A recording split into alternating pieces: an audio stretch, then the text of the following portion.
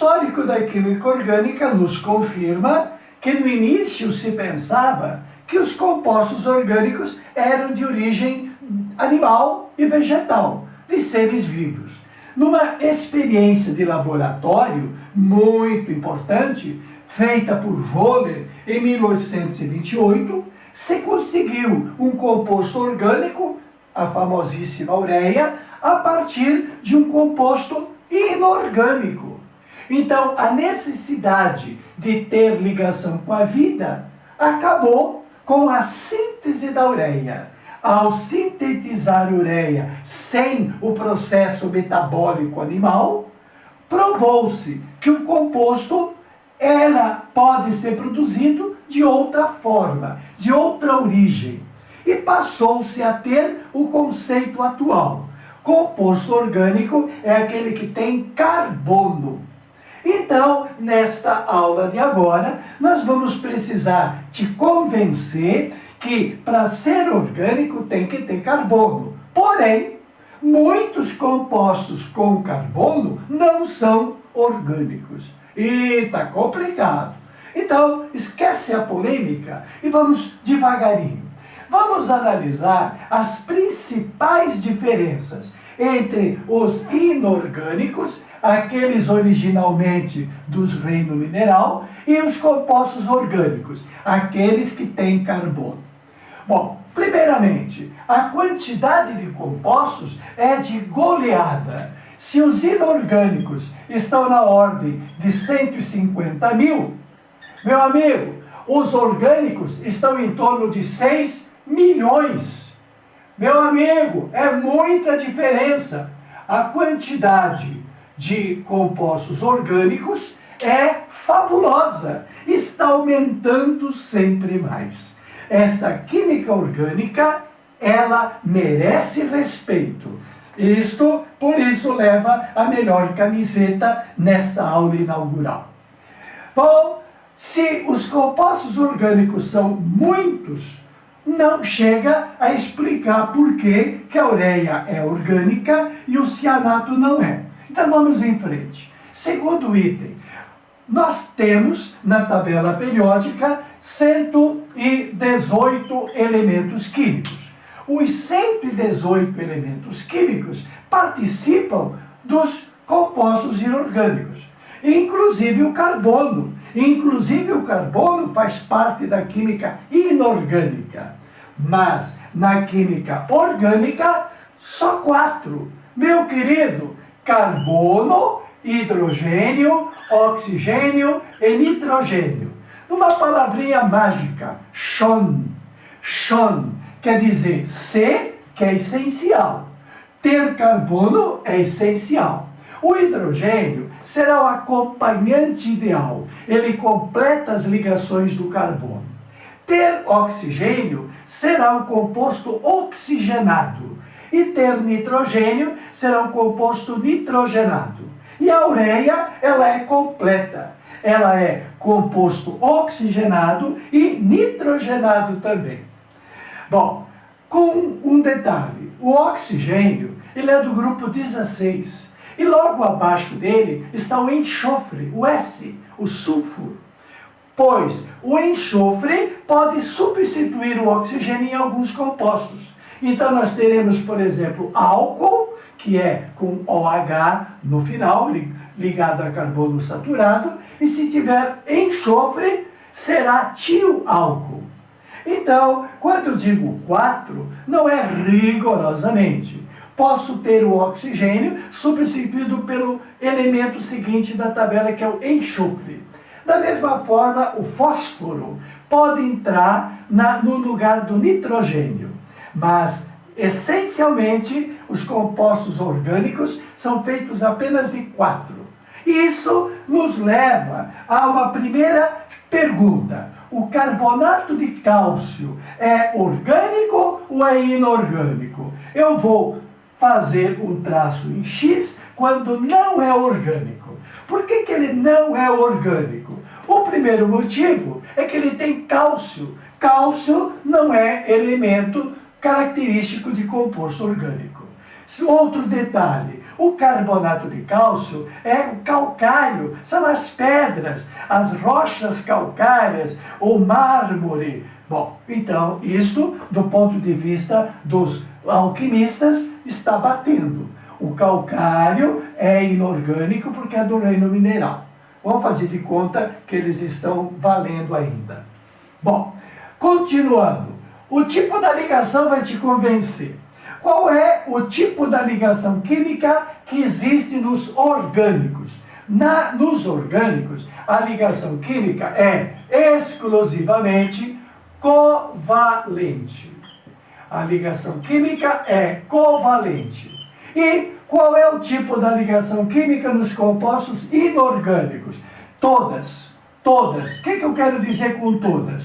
As ligações iônicas em grande peso, e as ligações covalentes. Covalentes normais, covalentes coordenadas rotativas, etc. Bom, mais um motivo para nós classificarmos o carbonato de cálcio como inorgânico. Porque no carbonato de cálcio nós temos o cátion cálcio e o ânion carbonato. Temos aí uma ligação iônica. Ligação iônica é característica de inorgânico, não é característica de orgânico. Um último detalhe convincente. Qual é o comportamento dos inorgânicos? Qual é o comportamento dos orgânicos diante do aquecimento, do calor? Pois bem, os compostos inorgânicos passam batido, eles resistem, eles aguentam o calor. Quando você esquenta, por exemplo, o sal de cozinha, o cloreto de sódio, você vai precisar 700 graus para derreter o cloreto de sódio. Imaginou muito mais para ebulir o cloreto de sódio. Então, ele aguenta a temperatura. Enquanto que os compostos orgânicos, qual é o comportamento diante do aquecimento? Simplesmente se decompõe. Muito bem! Esta característica é fantástica. Você, meu amigo, você é um composto orgânico. Você é tudo orgânico praticamente. Quando tu está no chuveiro, quando por acaso a temperatura da água passou de 40 graus, tu sai correndo, está queimando. Está queimando nada. É que a temperatura aumentou e as nossas células não resistem a alto calor, porque as células são compostos orgânicos. Então o composto orgânico não aguenta alta temperatura, decompõe. Esta característica nos leva a passar um X no monóxido de carbono e um X no dióxido de carbono. O nosso queridíssimo, ao contrário, o poluidor que está provocando o aquecimento global, o dióxido de carbono, o gás carbônico, e o maldito monóxido de carbono, que nos mata, esses dois compostos são compostos que têm carbono. Por que não são orgânicos? Se você olhar a característica do aquecimento, este cara, ele não se decompõe pelo calor. Ele é altamente resistente ao aquecimento. Da mesma forma, o dióxido de carbono. Então, quem diria, se composto orgânico, antigamente originário de ser vivo, atualmente composto orgânico é o composto que tem carbono. Esses dois, tão familiares para nós, têm carbono e não são. Então vale a frase, para ser orgânico tem que ter carbono. Mas nem todo composto com carbono é orgânico. Por quê? Porque além de ter carbono, tem que ter as características dos seres, dos compostos orgânicos. E uma delas, o aquecimento, desclassifica esses dois. Bom, agora temos uma outra diferença que vai fazer muita diferença. A diferença na estrutura dos ácidos. Como tu já estudou nas aulas anteriores, o ácido clorídrico é o cloreto de sódio dentro d'água que libera o H+. Então, vai dar H+, e cloreto. O ácido libera H+. O ácido sulfúrico libera 2H+. Se o ácido clorídrico me deu o cloreto, pela liberação do H, o ácido sulfúrico vai me dar o sulfato. Libera 2, fica um ânion bivalente. Isto é o comportamento de um ácido inorgânico. Pois não tem ácido nos compostos orgânicos? Tem, e como tem. Só que tem um detalhezinho. Olha a cara do ácido orgânico. A cara do ácido orgânico é um agrupamento COOH. Sabe por quê? Porque é o seguinte: o hidrogênio ele tem uma eletronegatividade menor do que a eletronegatividade do O. Então, o O puxa o elétron do H. E esse outro O também puxa. Então, tem 2 puxando o elétron. Se 2 puxam o elétron, o que vai acontecer? O hidrogênio pede divórcio. Vai embora. Vai embora na forma de próton. É o que eu tenho aqui, ó.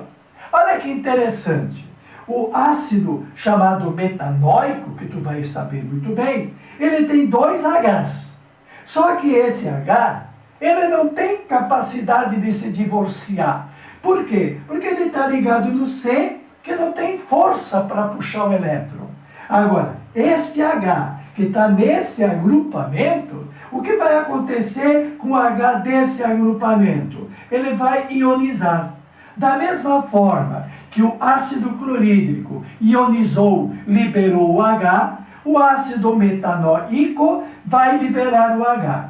E ao liberar o H numa situação em equilíbrio, vai produzir a permanência do elétron, que era do H, aquele elétron extra vai fazer com que ele seja negativo. Então, eu tenho de metanoico, eu vou ter metanoato, que você vai aprender devagar. O que eu quero te dizer é que este composto aqui é um composto orgânico. Por que esse composto é orgânico, apesar de ter sódio? Este composto é orgânico porque ele é um derivado de um ácido orgânico. Ácido orgânico produz sal orgânico. O sal orgânico, não interessa qual é o metal que está ligado ao ânion, ele tem um agrupamento característico. É o que eu te falei. Para ser orgânico, tem que ter carbono e tem que ter característica orgânica. Portanto, os ácidos orgânicos são bem classificados em COO. Ter COO é ser orgânico. O metanoico me deu o metanoato, que no caso é de sódio. Por que eu estou insistindo nisso?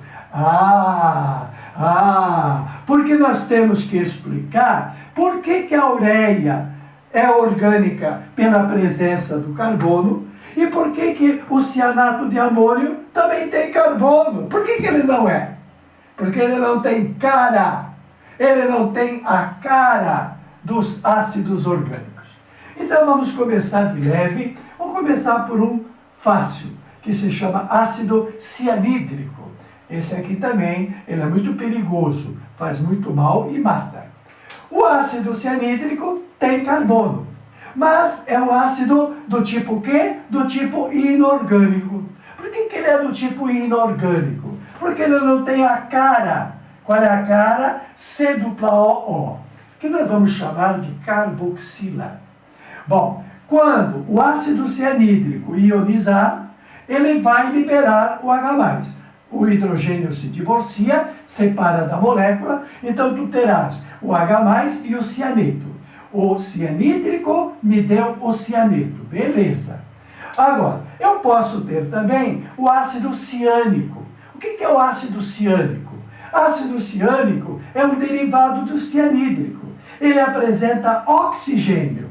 A presença do oxigênio no ácido cianídrico o transforma em ácido ciânico.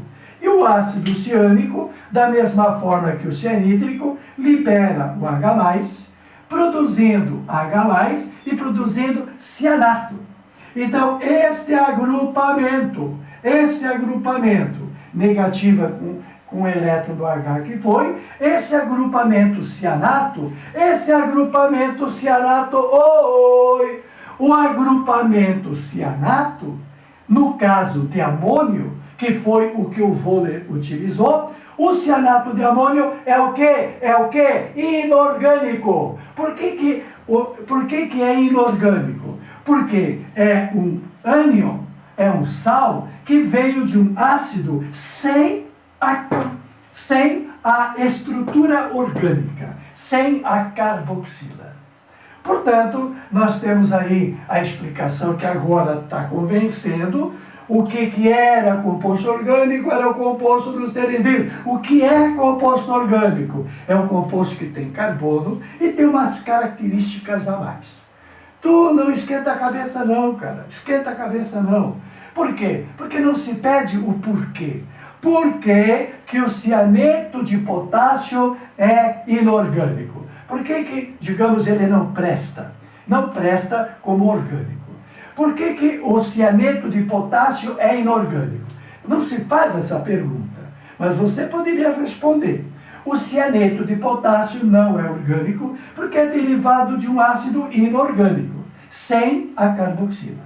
Por que o metanoato de sódio, que vai se chamar formiato, por que o metanoato de sódio é orgânico? É orgânico porque ele é derivado de um ácido orgânico, apesar de ter alguém que não é característico dos compostos orgânicos. Ele tem uma estrutura orgânica. Tote ao seu dispor.